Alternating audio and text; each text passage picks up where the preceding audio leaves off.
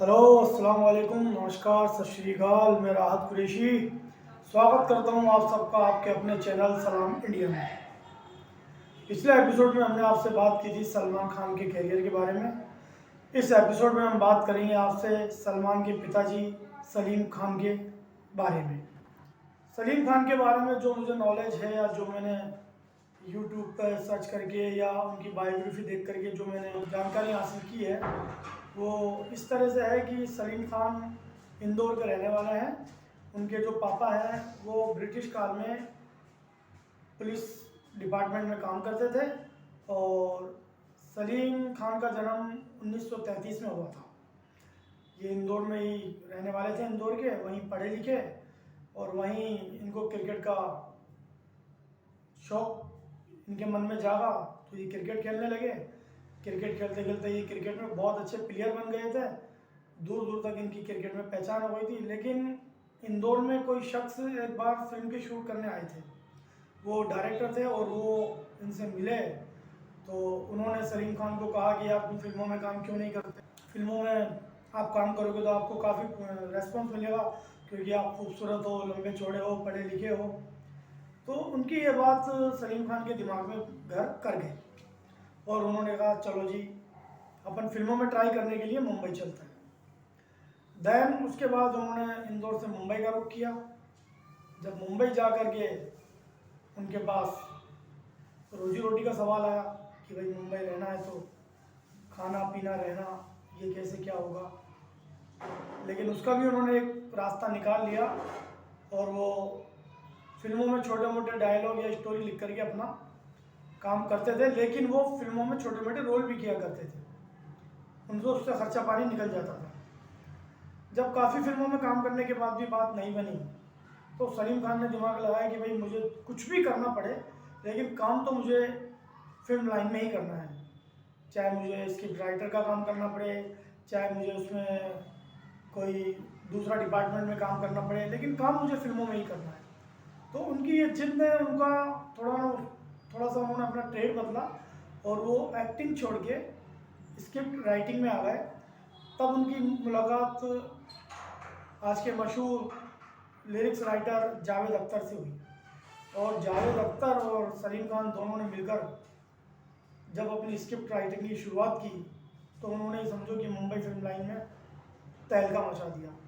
उन दोनों की लिखी इतनी फिल्में हिट हुई हैं, बहुत फिल्में हिट हुई हैं और उसमें से जंजीर है, दीवार है, त्रिशूल है और क्रांति है, शोले है। मतलब उन्होंने अपनी स्टोरी में कई नए लोगों को, कई अभिनेताओं को एक स्टारडम दिया, कई लोगों को आगे पहुंचाया और उन दोनों की ये जोड़ी तकरीबन 12 साल तक चली। 12 साल 1982 में इनकी जोड़ी टूट गई, ये दोनों अलग हो गए। जब इस बारे में सलीम खान साहब से पूछा गया कि भाई आप दोनों की जोड़ी क्यों टूट गई तो उनका ये जवाब था कि हर चीज़ की एक एक्सपायरी डेट होती है और हमारी जोड़ी की भी एक्सपायरी डेट थी, तो अब हम दोनों अलग हो गए हैं और अलग ही इंडिपेंडेंट काम करेंगे।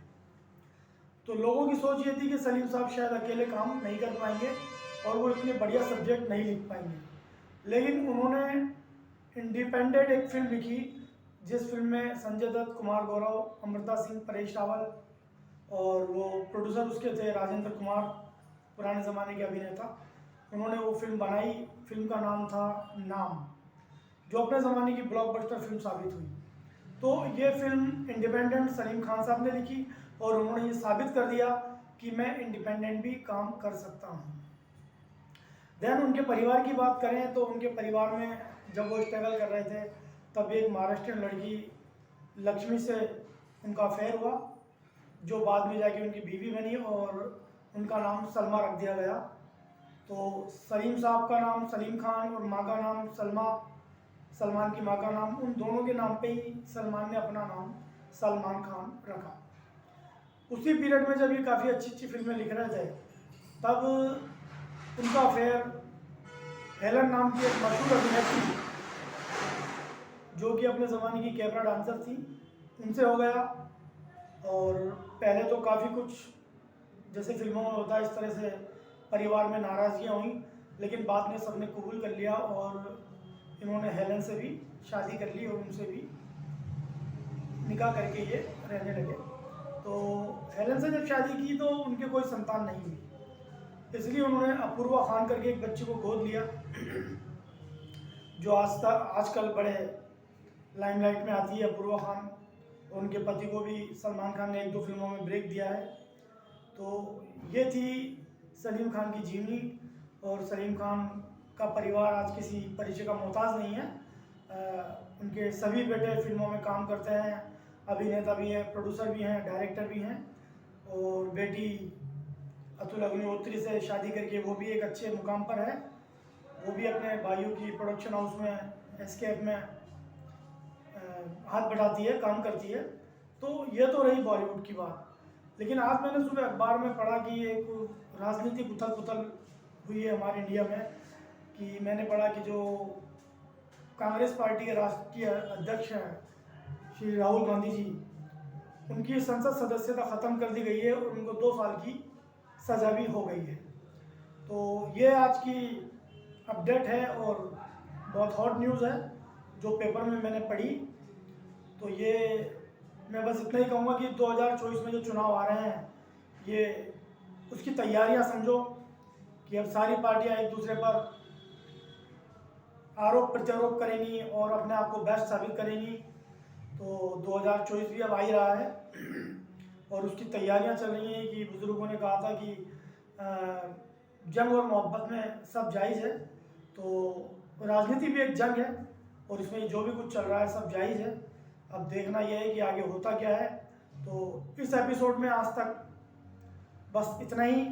इसके बाद फिर नेक्स्ट एपिसोड में मिलेंगे एक नए टॉपिक के साथ। जब तक आप इसको लाइक कीजिए, शेयर कीजिए, सब्सक्राइब कीजिए और कमेंट कीजिए कि मैं किस तरह से आपसे वार्ता कर रहा हूँ। क्या मेरा बोलने का तरीका अच्छा है या मेरी जो प्रेजेंटेशन है वो अच्छी है, मैं किस तरह का परफॉर्म कर रहा हूँ, इस बारे में आप मुझे कमेंट कीजिए। आप सबका फिर एक बार मैं सलाम इंडिया चैनल में स्वागत करता हूँ। आप सबको मेरी तरफ से सलाम इंडिया।